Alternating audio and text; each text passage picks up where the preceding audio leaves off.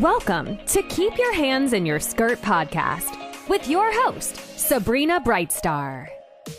Are you a woman who manages her own set point? Use the universal laws of the universe to raise your vibration. Be a woman who can receive more pleasure, more fun, and more joy. Together, let's claim our infinite worth. Keep Your Hands in Your Skirt is a fun way to remind yourself to mind your own business. Zero in on you and your desires. Say goodbye to judgments and people-pleasing. Join Sabrina and be a woman who can receive, create, and actualize everything you desire.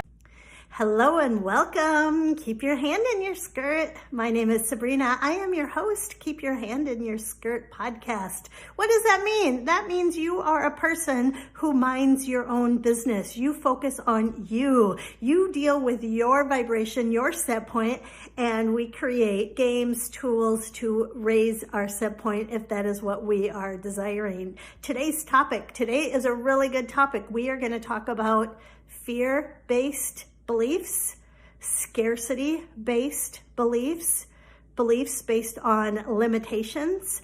They say we repeat the same thoughts day after day, month after month, year after year. We're pretty predictable in what we choose to think about unless we choose to be a person who keeps our hand in our skirt and mind our own business and become aware, pay attention to where our set point is and intentionally change our set point to create more thoughts, more beliefs that will serve us, that will support us instead of those negative fear-based beliefs. So I want to do a deep dive in that. First of all, I did want to share, I keep getting asked this question and I forget to share. So for those of you watching on YouTube, you've seen the different mugs and things that I drink out of. I create these. These are found on my website. Go to sabrinabrightstar.com and click the link that says Happy Products. So for example, this is just a tumbler that I always have my lemon water in. On one side it says living my best life, and then it just got circles with fun words, and on the other side it says I am unapologetically myself. So they're just fun little mugs that I like to make to help me raise my vibe. And so for those of you who have been asking where you can find those at, that's how you can resource those. So let's get into thoughts, limiting thoughts, scarcity thoughts. I would invite you to think of a topic where you've got some limiting thoughts. Just, it doesn't matter what the topic is. It might be about finding your ideal lover. It might be about your savings account, your bank account. It might be about the car that you want. It might be about your body, something you would like to do with your body, an activity you would like to develop, or a shape you're trying to access. Doesn't matter what the topic is. I would just invite you to think of a topic that you would like to see a shift. You would like to see a change. And with your paper and pencil, just write some of your beliefs about that topic. So let's do the game together. And how about we talk about money? Let's do money, because that's a good one that most everyone wants an increase in their set point about what they're able to receive and save. So let's do money. So what are some of your thoughts about your savings account? Think of your savings account. What's some thoughts that you just instantly think of? Do you think, I don't even have a savings account? Do you think, I'm never putting money away, something always comes up, I'm never, I keep telling myself I'm going to save more, I always spend my savings account? Or do you think thoughts like, I love my savings account. I'm really good at saving money. I keep saving more and more money. I keep finding ways that I can put more and more money in my savings. My savings account, I can't wait to get my monthly statement. I go online every day to look at my savings account because it's so fun. My savings account gives me so much security. I adore my savings account. What are some of your beliefs, some of your thoughts when you think of this topic? Or you might be doing your own topic, and that doesn't matter. I just want to share with you some ways that we can change our set point on areas that feel stuck or stagnant, or that they are not showing up in the way we would like it to actualize. So when you look at some of these sentences that you've written, the first question you want to ask yourself is this really true? Is this thought, is this sentence that you have written down, is it really true? So let's use the example of, I say, I have no savings account. Is that really true? Well, no, not really. I actually do have a savings account. Maybe the example of, I'm never saving any money. Is that really true? Maybe that might feel like, yeah, like it is true. I don't save as much as I want. But maybe you still are saving. Maybe you're putting money in your savings account every quarter instead of every week or every month the way you would like to. So you just first of all want to see, where are you telling the lie? Where are you telling the lie? And then when you're telling that lie, you're anchoring in that lie. So if you're really wanting your savings account to look different, to feel different, to have different numbers, more digits, if you say, I'm terrible at savings, or I never save enough money, or I always spend my saving, is that sentence, is that belief, is that thought form supporting you and serving you? Right? And somehow it seems like in our culture, in America in particular, it seems like we get points for the bigger our woe is me story is, right? Have you ever noticed kind of a competition among some people to have the biggest woe is me story? You think that's bad. Well, at least you have 10,000 in your savings. I don't even have 100. Have you ever noticed that? Have you ever noticed that sometimes we kind of get high off of telling a woe is me story? Well, it actually does happen. When you study the mind, when you study the brain, we get addicted to things. So if we are not being observant to our thoughts, to our words, to our stories, and you start paying attention, if you're in the habit of telling a negative story, your body gets a hit from that.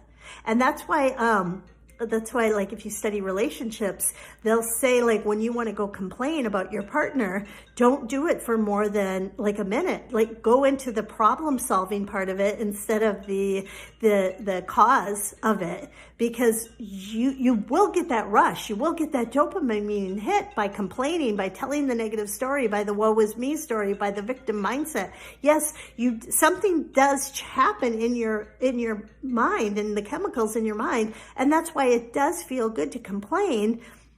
But do you want to develop a pattern, an addiction to your complaining stories? Because does that serve you? Or would you rather be aware, oops, I'm starting to go into that complaining story. Oops, I'm starting to tell that negative story about my money, that I don't have enough savings, that I'm terrible at savings. And if you would like to change, it's all a choice. It's your choice, your life, your choice. If you would like to make a change with the numbers in your savings account, then you can choose to show up different. You can choose to start thinking different. You can choose to start saying things different. You can choose a new story if you want.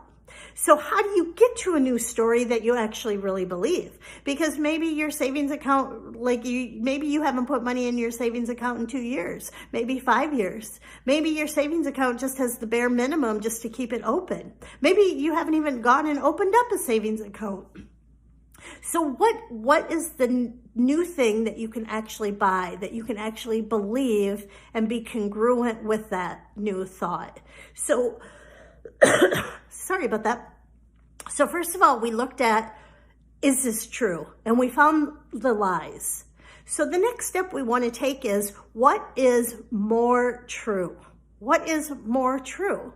Well, what's more true is when I get in the habit of saving money, I do it consistently. That is true. What is more true is once I put the money in the savings account, I never touch it. That's more true. I could improve in my awareness that I'd like to save more money. That's true. That's more true. I could have a goal this month and feel really proud of myself that I'm able to achieve it. I can do a realistic goal. Maybe I only want to save $5 a week. Maybe I just want to save a little bit of money to start getting in the habit of saving money. Once I start something, I tend to get really good at it. Now that I've decided this is going to be important to me and I'm going to start to save some money, I'm going to find areas of my life that I'm wasting money or that I'm going to choose not to spend so I can get more money into my savings. I'm going to ask the universe to surprise and delight me with some unexpected money so I can make a nice deposit in my savings. I'm going to ask for support from all that is, from all that I am. So these sentences are options, right? It's an option for you to choose some new ideas, some new thoughts, some new sentences that are more true, that will be of service to you and your savings account or whatever the topic is that you're wanting to do. So I really find that automatic, right? We have a set point for every area of our life. We go on automatic. We're just on autopilot, right? Doo-doo. So when we take the time to listen to podcasts like this, to listen to people talk about things that we would actually like to summon to ourselves, to actualize to ourselves, and then we realize we have choice, we have awareness, we can start to invite in, we can start to do the tiny little work to make a change. And just starting to say new sentences like, I'm going to get really good at saving money. 2023, it's my goal to become really good at saving money. I'm going to improve how I save money. 2023, I'm going to put in the effort, I'm going to do the work, and I'm going to make it happen. I am going to call in support. I am going to call in open-ended questions that will help me shift my thoughts about saving money, right? Maybe, and I'll ask the open-ended questions like, what book could I read that would inspire me to save more money? What conversation could I have with someone that would teach me something I'm not aware of? What things could I sell that I don't use that would be of value for someone else and would give me a nice chunk of change to drop into my savings account? What questions could I ask every morning to open myself up to the awareness that I want to be a woman who saves money? What ideas could I have today to do a little project, to do a little side business that could create some unexpected cash that would be a nice big chunk of money that I could put in my savings? See, these open-ended questions, right? And then you just allow all that is the universe, the frequencies of God's source, whatever word you want to call it. Ask the open-ended questions and just allow the space. Allow things to start showing up to you. Allow your intuition or your higher self, your God source, whatever word, I like to call it my inner being or all that is. Ask these open-ended questions, and that is a way of telling the universe, yes, I am open. I am open, receptive, and available for more savings. And it's okay that I'm not aware of how that is going to happen at this now moment.